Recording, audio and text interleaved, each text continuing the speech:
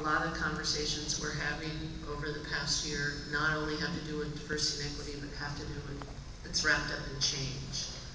Nellie Mae, the fact that there was a failed search with the directors, and I think that's part of the conversation, is how you implement change in the district. So I guess how this wraps into goals, and maybe my board members or friends here can help me, is how that gets wrapped into the goal is how you implement transformation in the district, and how you speak to how it's how it trickles down throughout the organization.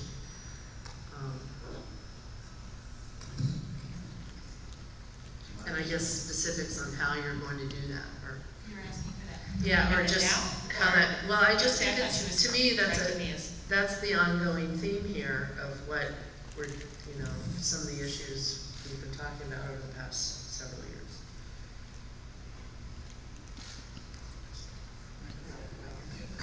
I guess I'm going to chime in here and echo what Alan was saying earlier, and that I think the specificity that's necessary is so deep, and the issues that we, you know, not the concerns necessarily we have, but the topics that we need to touch on are so varied that I don't think that 14 people sitting around the table right here is a conducive way to have that conversation. And I really think finding some sort of subgroup that's willing to sit down and write out, you know, some specific goals that we have in mind, in conjunction with you, Jeannie, would be something that would be a much better use of everyone's time, and actually get us to a place where we might have something that would be measurable and that you could give data to support, that would help us with our evaluation, and that would help us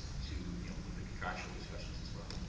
Okay, that was the intent of using the planning committee, but I think it sounds like we need to have people who have a specific interest and have the time to do this. So I'm going to ask people to send me an email if they would volunteer to be part of that group. I think that would be very helpful to get that started. Mr. Evans? Well, I have a question, because ultimately we have until June 30th to have something in writing that connects performance expectations with a contract. So I guess I would add that that's a pretty quick, that would be a pretty short-lived, intensive group. Is that what you're talking about? Yes.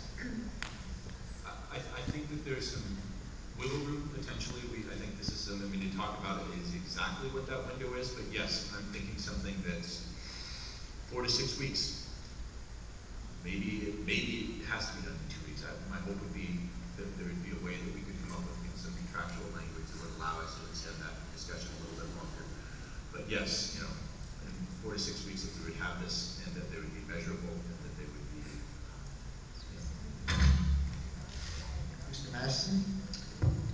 Yeah, as far as a few people throwing in interest to do this and everything like that, Chair, what would you see then the process be for putting that group together?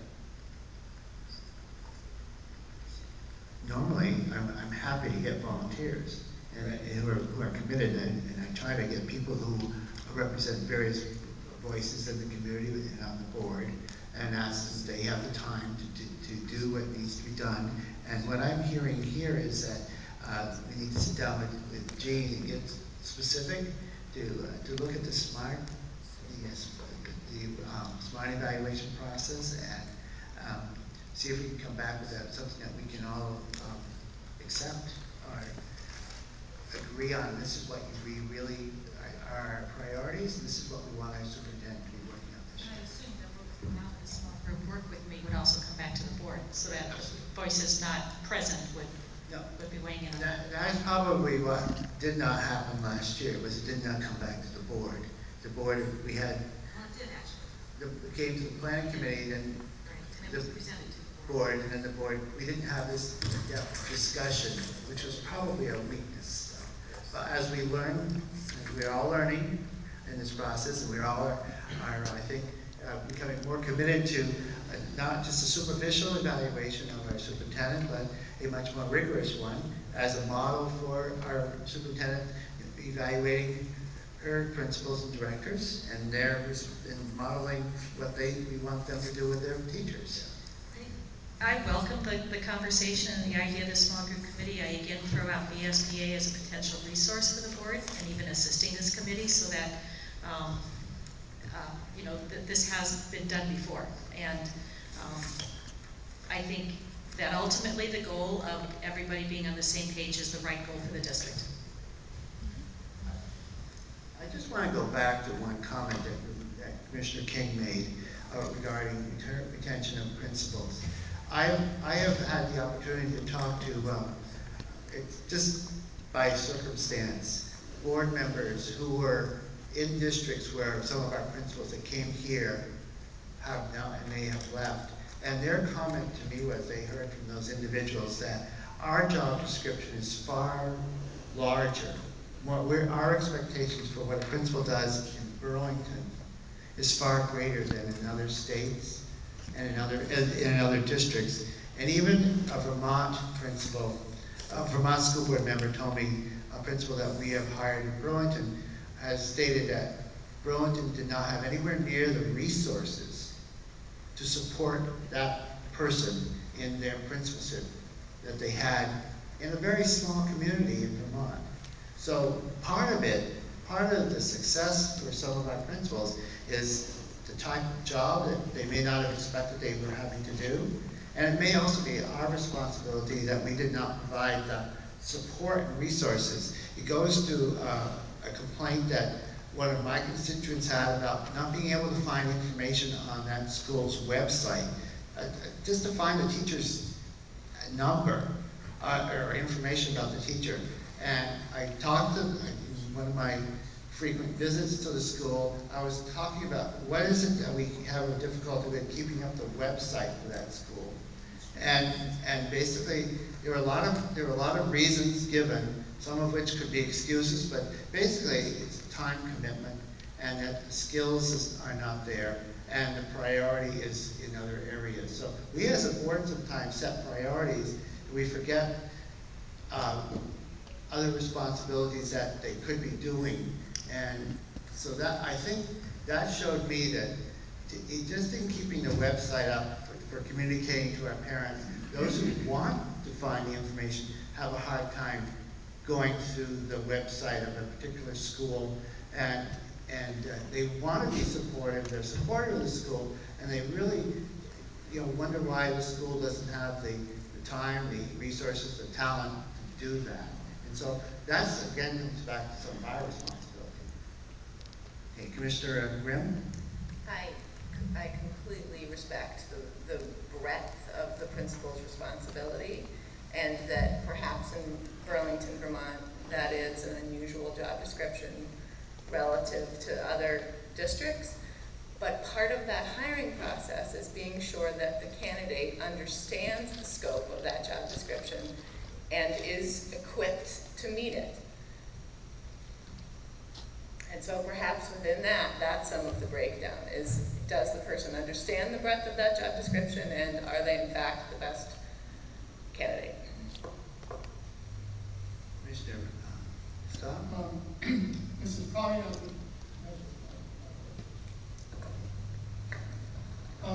this is not the pertinent time, but I was just reminded, Mr. Pillsbury, by a conversation I had with Jeannie about the load that our principals are carrying and doing the, complying with the state's transformation around No Child Left Behind. And she mentioned to me that there were other models besides something all that, that kind of task on the principals.